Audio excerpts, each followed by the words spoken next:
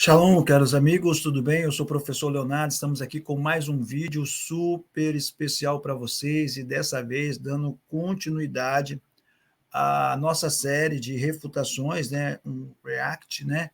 Uma reação aos vídeos do pastor César Cavalcante, né? César Cavalcante, para quem não conhece, é um pastor muito respeitado, tá? Ele é pós-tribulacionista e nós estamos aqui mostrando, né? Fazendo menção a uma margem diferente daquilo que ele pensa, tá bom, pessoal? Nós já falamos da primeira razão por que ele diz que não é pré-tribulacionista, e o título aqui é Reação ao pastor César e por que eu não sou pós-tribulacionista, tá bom? Aqui nós vamos citar refutando as razões, né? As razões que eu não sou pós são muitas, né? Mas vamos lá. Antes de começarmos, você que não é inscrito no canal, se inscreva no nosso canal, ajude o nosso canal aí a crescer mais e mais, espalhar um pouquinho mais daquilo que é o conhecimento bíblico, das línguas originais, tá bom? Que Deus possa te abençoar sempre, tá bom? Vamos lá? Então, eu vou passar aqui um pouquinho para vocês do vídeo do César Cavalcante, tá bom? 10 razões, e ele já está na terceira. Vamos lá, ó. Aqui, você consegue ver aí, a terceira razão. Ó, a terceira razão dele não ser pré, a terceira razão dele não ser pré é que não existe nenhum texto que divide a volta de Jesus em dois eventos. Segundo o pastor César Cavalcante, não existe nenhum texto que divide a volta de Jesus em dois eventos. Será, pessoal? Será mesmo? Vamos conferir isso? Ou será que existe, hein? Será? Ih, rapaz, se existe, nós perdemos, né? Não existe nenhum texto na Bíblia que divide a volta de Jesus em dois eventos diferentes. O pré-tribulacionista, ele precisa acreditar que Jesus vai voltar duas vezes, um de maneira secreta e outro de maneira pública. Mas a Bíblia não diz isso em lugar nenhum. Imagina que eu digo para você o seguinte, eu vou na... Não, pessoal, não é questão que o pré-tribulacionista precisa acreditar. Não. Primeiro ele tem que saber, conhecer um pouquinho a doutrina na qual ele fez parte, né? Eu vejo um pouquinho com todo respeito, né? Um pouquinho de desconhecimento. Quando se trata de primeira e segunda vinda, não entra no mérito arrebatamento nessa questão, porque a primeira vinda é uma referência quando Jesus esteve aqui na Terra, pregou, executou, fez milagres e várias outras coisas. Segunda vinda também é uma referência visível, corpórea. Veja o último vídeo, que você vai ver que nós explicamos sobre essa questão de presença corpórea, o termo parousia, né, epifaneia, a diferença com harpazô, tudo isso ali dentro desse contexto, aí você vai entender, tá bom, pessoal? Então, ó, para você entender aqui essa questão, então não tem nada a ver, então não precisa dividir, mas vamos ouvir um pouquinho mais aí. Sua casa, você mora lá no interior, eu vou até a sua casa para buscar, sei lá, seu filho para estudar. Aí eu busco o seu filho. E aí daqui 7 anos, agora é 2020, em 2027, eu volto lá com o seu filho. Quantas vezes eu fui à sua casa? 2. É uma questão lógica, meu Deus do céu. Mas o pré-tribulacionista, ele entende o seguinte, não, Jesus vai vir uma única vez, por quê? Jesus não disse que vai voltar 2 vezes, ele só disse que vai voltar uma vez. Então o pré-tribulacionista precisa dizer o seguinte, Jesus volta uma vez, mas em 2 etapas, em deixa eu lembrar, do jeito que o pré-tribulacionista fala, é uma vinda em 2 fases. Em 2 fases. A primeira fase é secreta, a segunda fase é pública. Mas a Bíblia não diz isso em lugar nenhum das Escrituras. Quarta razão pela qual... Pessoal, aí ele diz que a Bíblia não diz isso em lugar nenhum. Aí já pula para a quarta razão, que será tema do nosso próximo vídeo. Será que a Bíblia não diz em lugar nenhum? Será, pessoal? Será que nós estamos tão errados assim? Será que os pré-tribulacionistas erraram feio assim em acreditar que existe, né, essa questão ou não? Será que tem um texto que falaria esta questão, entendeu? E aí? Fala para mim, entendeu? Fala para mim. Vamos lá, vamos lá. Eu quero compartilhar com vocês aqui, tá? Um texto sagrado, tá? Um texto sagrado da Bíblia Sagrada. Um texto sagrado só pode ser da Bíblia Sagrada, professor Leonardo Andrade. Então vamos lá, olha só. Consegue ver aí, pessoal? Consegue ver? O texto aí, bem explícito. Olha só o texto. Deixa eu colocar só o texto. Ó. Aí o texto que está aí é o quê? O texto que está aí, ó, aqui, ó, esse texto aqui, diz assim: assim também Cristo foi oferecido em sacrifício uma única vez para tirar os pecados de muitos e aparecerá segunda vez. Vou repetir. E aparecerá segunda vez, não para tirar o pecado, mas para trazer salvação aos que o aguardam. Hebreus 9, 28. Então, pastor César, a sua tese de que a Bíblia não fala isso caiu por terra neste exato momento. Hebreus 9, 28 diz categoricamente que, da mesma forma, assim também foi oferecido uma única vez para tirar os pecados de muitos, aparecerá uma segunda vez, não para tirar pecado, mas para trazer salvação aos que aguardam. Pastor, eu não precisava nem complementar isso que eu estou falando aqui, tá? Não precisava complementar isso aqui. Mas eu vou melhorar mais ainda isso aqui para piorar a situação dos pós-tribulacionistas, tá? Ele falou que não existe nenhum texto. Será, pessoal, que não existe nenhum texto? Eu separei aqui um texto, tá? De João 14, tá? João 14. Todo mundo sabe que João 14 diz que eu virei outra vez, né? Diz assim: e se eu for preparar lugar, virei outra vez e vos levarei para mim mesmo, para que onde eu estiver, estejais vós também. Virei outra vez, mais uma vez, a tese, né, do suposto pastor, do pastor César, aqui foi refutada, entendeu? Mas aqui eu fiz uma análise, pessoal, e nós vamos estudar um pouquinho essa análise, né? Caean, Toreuto, sem óculos, Poreuto, né? Poreuto, Poreuto, Retoi, Masso, Rumim, Topom, Palim, Ercomai, Kai, Paralepsomai, Rumas, Pros, e Malton, Rina, Rotu, Emigo, Ego, Kai, Rumeis, Ete, né? Pessoal, desculpa a leitura, é porque eu estou sem óculos, tá? Meu óculos não chegou ainda, tá? Mas em breve vai chegar. Mas vamos lá, vamos para o cerne, né? Porque talvez a leitura, não sei o quê. Ele leu assim, ele leu não sei o quê, meu irmão. Não importa, vamos para o cerne. Vamos lá. Nós temos o termo cai. O que é cai, pessoal? O que seria cai? Cai, para quem não sabe, é o quê? É uma conjunção. O que é a conjunção? Ela liga duas palavras ou duas orações. Então, aqui, ó, tá? É a palavra, geralmente, e, tá bom? Pode mudar. Quando for disjuntivo, pode mudar, tá bom? Ean, aqui, ó, é o se, é uma conjunção condicional, é uma sentença condicional de terceira classe expressando uma ação potencial. Quando eu for conduzido, olha só, presta atenção, por eu tô, que eu seja, né, conduzido ou transportado.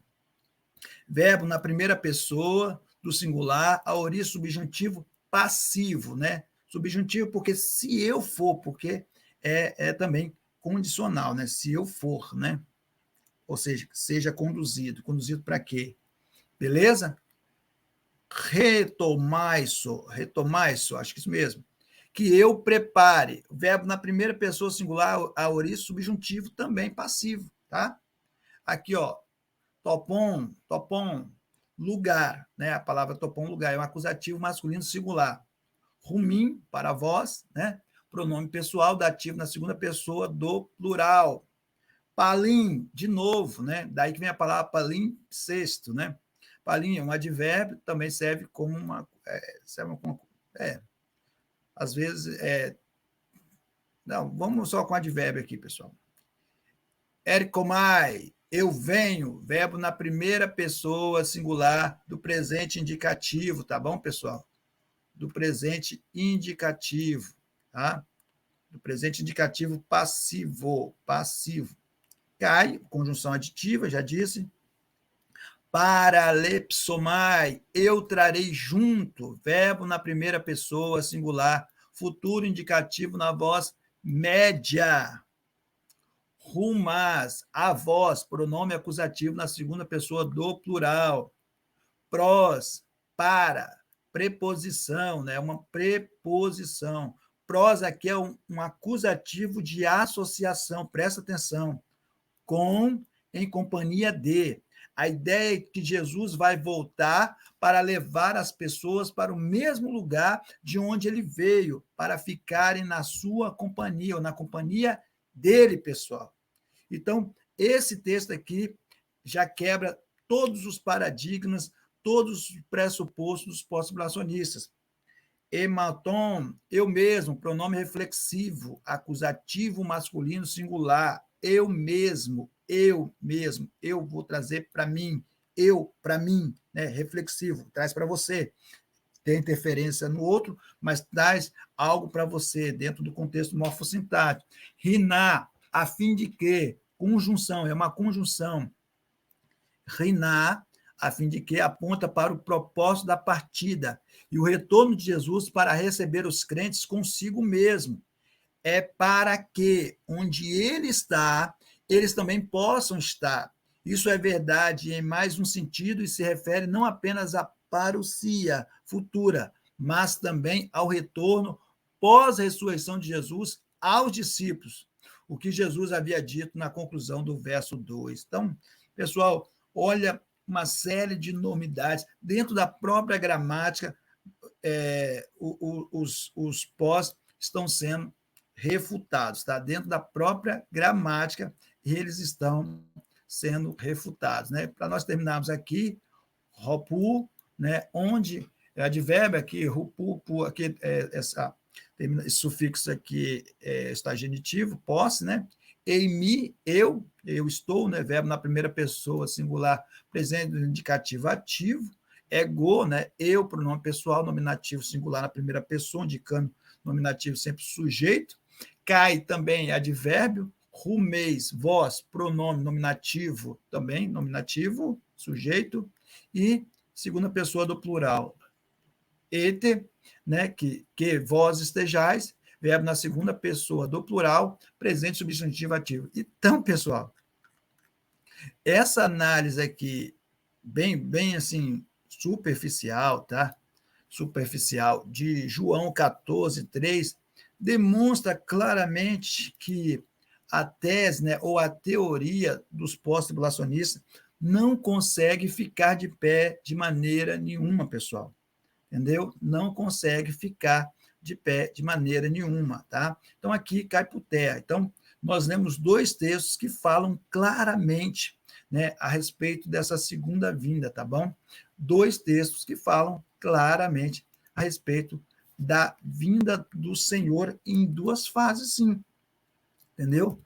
Professor, tem mais texto? Tem mais texto, entendeu? Eu costumo usar, pessoal, um texto, tá? Mas se eu for falar aqui, vai ficar muito grande, tá bom? Vai ficar muito grande. mas eu gosto bastante de usar o texto de Mateus 24, Mateus 24, verso 27, né? Deixa eu colocar aqui para vocês, compartilhar a tela, Mateus 24, verso 27. Olha o que diz aí, porque, deixa eu colocar aqui só o texto, para você ver ele bem grande. Não, dá para colocar, dá para deixar eu aqui. Mateus 24. Porque assim como o relâmpago sai do Oriente e se mostra no Ocidente, assim será a vinda do Filho do Homem. É isso que, praticamente, o pastor César não entendeu. Então, há uma necessidade de estudar um pouquinho mais o contexto teológico, etiológico, cultural, né, para dominar um pouquinho esse assunto, né?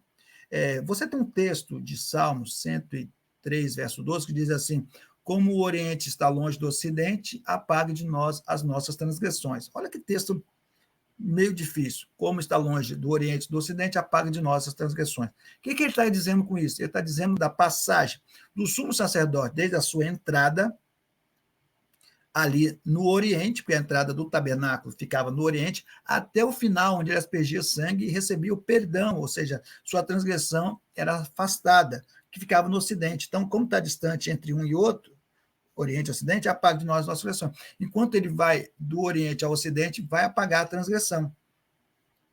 E aqui também é nesse sentido, como relâmpago, porque ele usa um pressuposto bem interessante, uma figura de linguagem, entendeu? Que sai do Oriente, fala da primeira vinda de Jesus, entendeu?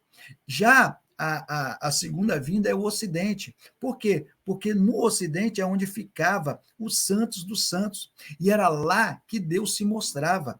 O dia de Yom Kippur, tá? Para quem não sabe, era o dia 10 de Tisri, né, o sétimo mês, Aviv, Iyar, Sivan, Tammuz, Av, Elu e Tisri, né?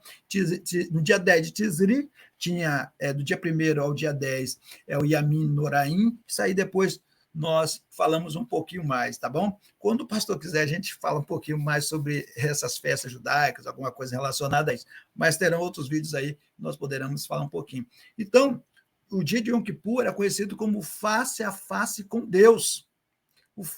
Tanto é que eles faziam o Birkot Kohanim, Yevarehe Adonai Veish Mereha, Yaé Adonai Panav, Eleha Veune, Keissá Adonai Panav, Veasen Leha Shalom.